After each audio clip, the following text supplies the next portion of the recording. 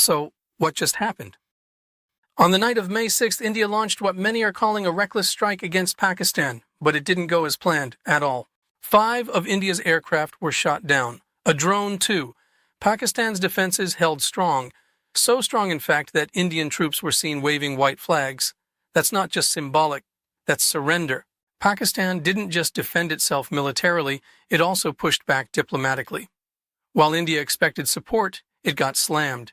President Trump reportedly called India's actions a shame. China and the United Nations both stepped in, calling for restraint, not exactly a win on the world stage. Now, let's talk about Operation Sindoor, India's code name for the attack. It sounds like something out of a mythology book, and maybe that's the point. It's hard to ignore the influence of Hindutva politics here, trying to score political points by stoking war fever. But in doing so, India ignored civil aviation safety. Over 57 international flights were in the air when it happened, flying right over Pakistani territory. One wrong move, and it could have been a global tragedy.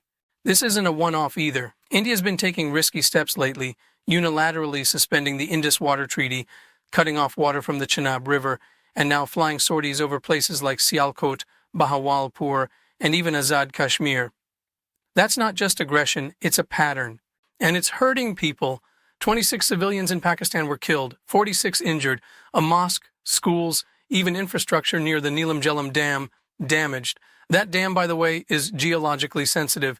Hitting it could have had disastrous consequences. In response, Pakistan's National Security Council met. They've given the green light for the military to respond where necessary. They've also called on the global community to hold India accountable for escalating tensions in the region. Under international law, specifically Article 51 of the UN Charter, Pakistan has the right to defend itself, and it did, calmly, strategically, without provoking further chaos.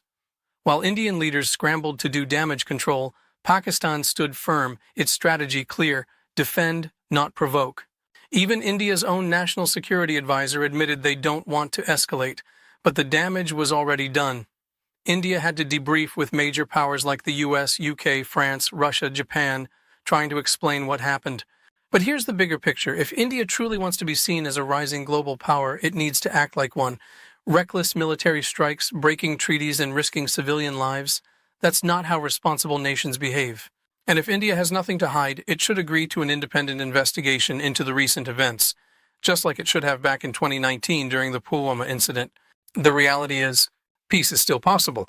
This disaster could become an opportunity if India is willing to undo its violations, restore treaties, and finally come to the table. Kashmir won't solve itself. Dialogue is the only real way forward. Because at the end of the day, this isn't just about two countries, it's about millions of lives. And a region that deserves peace, not war.